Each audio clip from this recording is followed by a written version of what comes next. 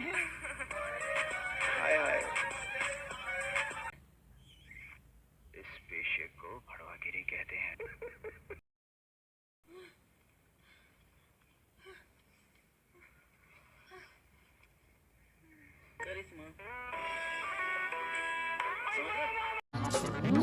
पागल औरत। यही तो बच्चा है, हाँ?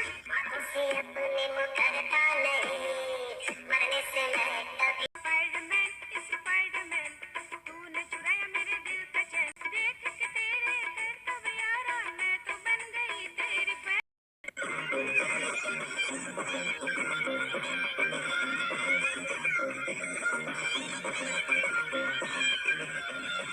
मुझसे फिर न रूठना, कभी कहीं न छूटना। क्या कर रहे हैं यार तू? मजाक है क्या? बैगन लेना है? हाँ, बैगन लेना तभी तो रेट पूछ लो ना।